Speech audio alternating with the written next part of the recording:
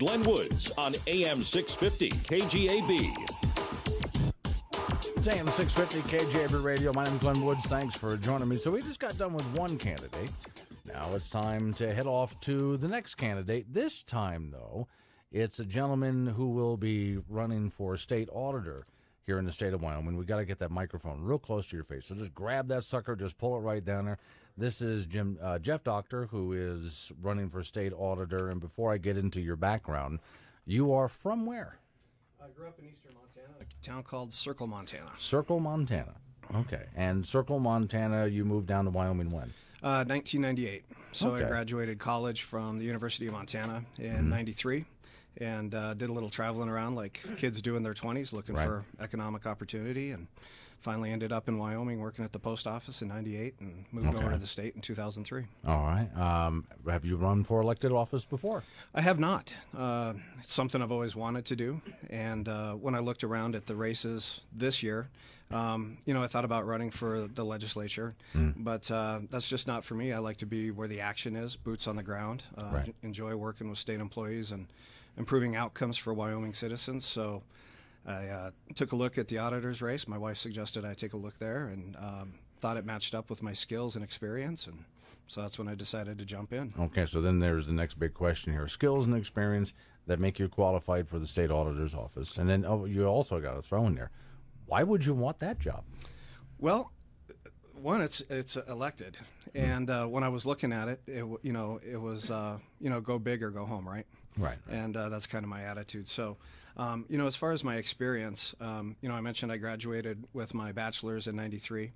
In 2008, I graduated from the University of Wyoming with my master's in public administration, and in 2015, I earned my project management professional certificate. So I'm a licensed IT project manager. In my 15 years at the state, every program that I've worked in has had a technology component, and I've been working in technology at the state then for 15 years. Started out with the Low-Income Energy Assistance Program at DFS, where I helped stand up a new technology system. Worked on an IT contract with a vendor at DFS. I stood up a intranet training site at the Department of Family Services in 2010, so that way the agency didn't have to go out, send out trainers. They could actually do training online. And then 2012, I moved over to ETS, Enterprise Technology Services, when they were created. And there I've done everything from supervise the processes for business analysts who gather requirements to right now I'm supervising on the back end all of our some of our systems guys who help keep the state of Wyoming up and running on IT. Want to give those guys a shout out. They're listening. Jeff Dockter is my guest. He's running for auditor, state of Wyoming. To my knowledge, the current auditor is the only one we've ever had that actually has an accounting background. Right. Any accounting background, or are you good at math, for God's sakes? Because I suck at it. Right. Well, I'm good at math. At least I like to think. Yeah. But I do have auditing experience with the Low-Income Energy Assistance Program. As part of that program, it's a federally funded program, and I had to go out and audit the vendors that we worked with to make sure that they were compliant. I had to go audit the eligibility process. And then the fun part was actually going in the field for weatherization, where they do energy retrofits on low-income homes. And I had to audit that process to make sure that the measures that were installed on the home were actually producing a return on investment and energy savings. Jeff Dockter is my guest. He's running for state auditor in the state of Wyoming. If you have any questions, 632-6500 is the phone number. That's 632-6500. Is there anything, if you've been keeping track of the current auditor's office, is there anything that you'd want to change that you got in there? Well, part of why I decided to run was actually there was an issue, right? Okay. And that issue was transparency. And when I announced that I was going to run for state auditor, the first question someone asked me was, what if Wyoming doesn't want their checkbook online? And that was kind of dumbfounding, right? Because I'm like, I think everyone agrees. Checkbook. Right. Yeah. It's supposed to be out there. And I spent 2 months thinking about that question and how am I going to solve it. And so I recently announced that, and I'm proud of this, I'm the only candidate in the auditor's race right now that has a Plan A and a Plan B that's published. And actually, listening to the conversation the last couple days, I actually have a Plan C. Oh, okay. So Plan A is to, on day one, walk into the auditor's office and pull that business case that Auditor Cloud has mentioned and go ahead and submit that for an immediate supplemental, right? That will get Wyoming's checkbook online fast. But Plan B is, going back to what if folks do not want Wyoming's checkbook online? Or what if the legislature, regardless of the gubernatorial candidate discussions, regardless of all of the discussions in the auditor's race, what if they don't approve funding? How do you carry that forward? And my Plan B is this. I'm going to reach out to the University of Wyoming, the computer science department. I'm going to reach out to the community colleges and do everything I can to turn this into an open source development project. So I'm going to take that information that Auditor Cloud has already put out there. In fact, she's got that spreadsheet out there. So some of this information is already out there, right? And I'm going to ask the community colleges in the University of Wyoming if they can help build that interface, if they can help build those queries so people can go in and then use those queries to find the information that they're looking for. And honestly, when I've talked with folks across Wyoming, this is the plan that actually gets people the most excited because it's engaging Wyoming citizens and it's engaging our youth and giving them real life hands-on development experience, which may help keep kids in the state. And it may help them say, you know what, I will take a look at the state of Wyoming and go find a job there. Or, maybe I'll take a technology job in Wyoming. So that's the plan that I'm excited about. And then the offshoot of that is, as auditor, I'm going to travel around and visit high schools and county libraries and actually hold sessions where I or one of my representatives will actually train folks and answer questions on this. So I want to use this issue to engage citizens in Wyoming. Some of the people that I've talked to have worked in the auditing office before talk about the auditing system for the state of Wyoming. And every agency always says, well, we're not being funded enough. But to have to travel around to a lot of little communities and look into the books, which you have to do, you got to travel to different cities and different small towns around Wyoming and go through to find out to see if there's anything improper happening or mistakes being made on the budget that they currently have for the state auditor's office. Have you taken a look into that at all? And do you have a position on, do they need more money, a bigger auditing office, a different auditing system? So everyone that I've talked to, the accountants that I've talked to at the state, everyone has told me the same thing. This is actually a very robust system. Okay. And I'm going to answer that question a little differently. Okay. Right now, the day-to-day operation budget for the auditor in 1920 is $16.7 million. 66% of that, or $11 million, is in technology-related areas, right? So for the computer system, for the payroll system, for those things. And that's why I decided to jump in the race, because that's IT-related. Right. 5.3 million of that is then for the salaries of the 25 state employees that Auditor Cloud mentioned. So 16.3 out of $16.7 million of that budget goes to supporting the technology and the people who deliver customer service to Wyoming citizens. So as kind of that step in getting out there and doing the auditing, my approach is going to be a little different. I want to work with the state agencies on that and get down at the boots on the ground level with CFOs and work with them to see what the auditor's office can do to improve their auditing capabilities, if that makes sense. Okay, that does make sense. So, go ahead. No, please go ahead. Because I've taught out at I've taught at LCCC with the Certified Public Manager program. The last couple of years, I've taught project management out there, and the last couple of years, I've had students come in 2 consecutive years, and they've actually wanted to create a process within their agency to use their cell phone to take pictures of receipts, right? So they can kind of streamline the paper process. And those are the type of engagements that I think the next auditor needs to be involved in with state agencies. That might be a bit of an issue as well for. I mentioned some of Wyoming's small towns because, I hate to say this, I don't want to sound like a jerk here, but some of these guys in these small towns are still not even using cell phones. They're just old school, small town Wyoming guys. Mm-hmm. So is there a chance to bring them up into the modern age? From the auditor's office, Yeah. I think what we can do is we can work with them. The one thing that came up from the interview with Senator Bouchard the other day was the vendor self-service module. Yeah. And both Auditor Cloud and Senator Bouchard didn't think that is necessary. Without knowing the exact specifications of that model, Mm-hmm. I can't speak to that. But when I'm listening on the other end, Right. what I'm hearing is that module could be very important and helpful to the state. Right now, the information that I'm getting from folks, accountants at the state, is that it's taken 60 days to get people approved with a paper application and just to get them online Right. and get them onto the system to get paid. And, to me, that's problematic because if you run an auto body shop in Lusk, and the state calls up and says, hey, can you, repair this car for us? It shouldn't take you 60 to 90 days to get paid from the state of Wyoming. Okay. More with Jeff Dockter in just a moment. He's running for auditor in the state of Wyoming. Your phone calls are welcome. 632-6500 is the phone number.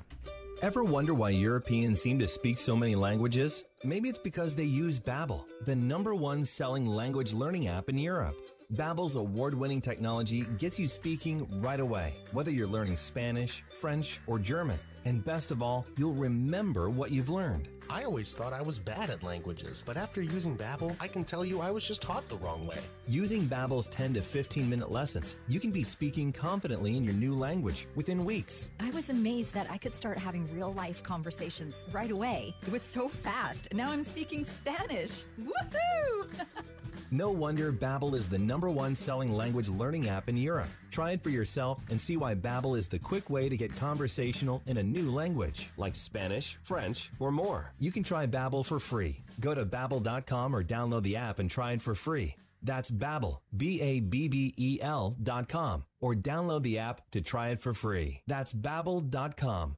Bingo! Hey, come on out and play American Legion Post 6 Bingo 6 days a week. We are open Tuesday through Saturday, 6 p.m., and on Sundays at 1 p.m. We have computer and paper games. You have a chance to win great money. All our games are progressive pots. You could win up to $5,000. We also have 10 bins of pull tabs for your gaming pleasure. We are located at 920 South Greeley Highway. For more information, call 635-7213. The KGAB Wyoming Wake Up with Glenn Woods on AM 650. If you're watching on Facebook, you'll see the face of Jeff Dockter. He's sitting there in front of me sipping a cup of coffee. My name is Glenn Woods. Your phone calls are welcome because Jeff is running for state auditor in the state of Wyoming. So you mentioned you have a plan A, a plan B, but what is the plan C and what's it all about? Tell us plan C. Well, Plan C kind of came to light after the conversation of listening to Auditor Cloud's interview and then the discussion between Auditor Cloud and Senator Bouchard. And Auditor Cloud said, Wyoming is able to put their checkbook online, and we do that in a 90-day increment. And we put it up there, but we're limited by the size of Google Sheets. Right. Senator Bouchard said, I don't understand why you have to take that down. And so Plan C is something that if it's not acted upon in between now and then, it's what I'll do on day one. And my question to the staff is this: why can't you just create and name a new file and put it up on the website, right? So if you've got your 90 days up for quarter one for 2018, why not just put quarter two up in a new spreadsheet and leave that up? And I bring that up and throw that out there as an idea, not because I'm an expert in the system, but because I want voters to understand that this transparency issue is important to me. Right. And I don't want folks to think, I'm going to sit on this plan and not tell anyone when such a low-cost, no-cost option could move Wyoming from an F to perhaps a D today. And, that's the type of credibility that I want to bring to the office. So, that would be my question for Auditor Cloud right now.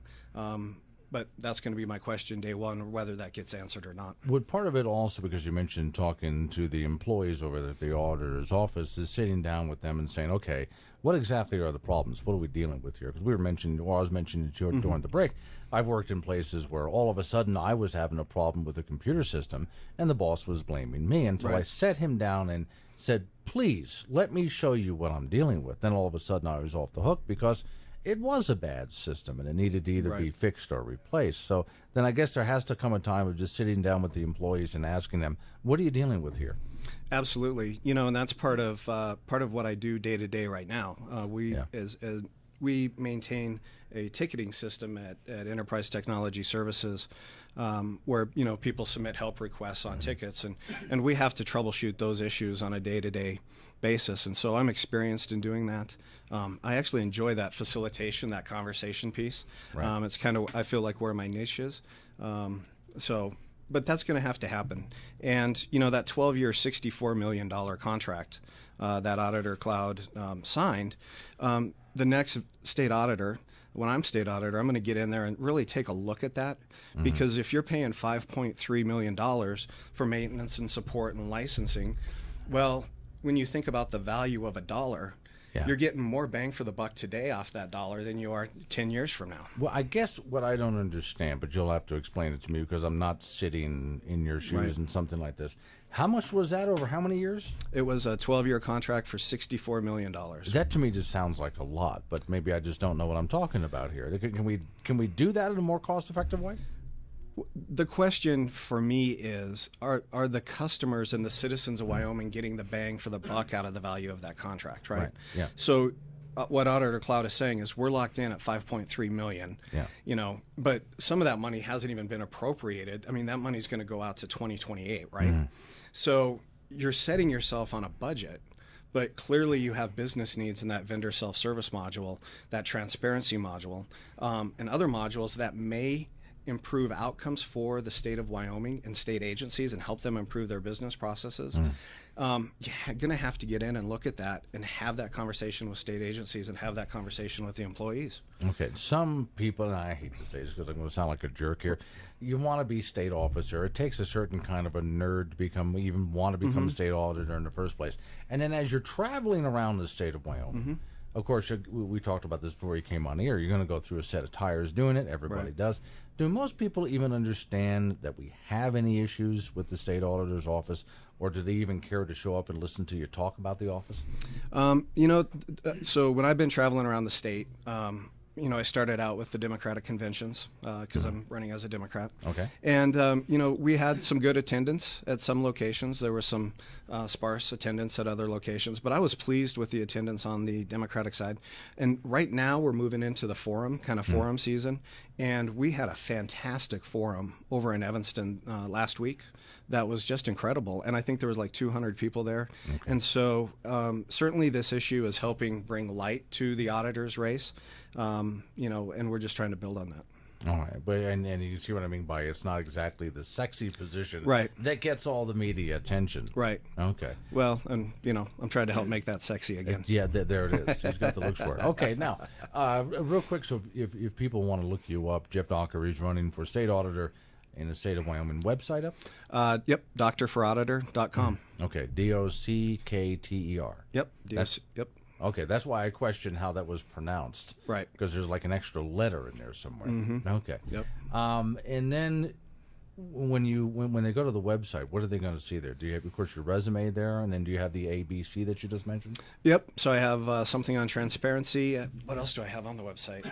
I should know this off the top of my head, well, let me ask you this, because this ought to be on the Technology innovation. Technology innovation, and then, of course, one of the things that I will give credit to Cynthia Cloud for, when she got into the state auditor's office, she took a look at the efficiency of Wyoming government in just their day-to-day life. Right. Just how they handle even the copy machine in some of these offices, and was able to save the state millions. Right. Efficiency expert? I would like to think so, because you know, that's all part of the technology process, right? In gathering the requirements and then developing that requirements list. So when you go out for RFP for these things, you know exactly what you're getting for and what the standards that you've set and what you want to improve on. Would there be anything different that you would be asking from the state legislators? If, of course, right away you get elected, there's another legislative session right there. Is there anything you'd want them to change? Yeah. Well, so I'll ask for the immediate with the funds for the transparency, and then the other issue that I want to engage them on is with the efficiency study is the human resources information system. Right. The state auditor is responsible for the payroll piece of that, the payroll system, but I think that's a larger issue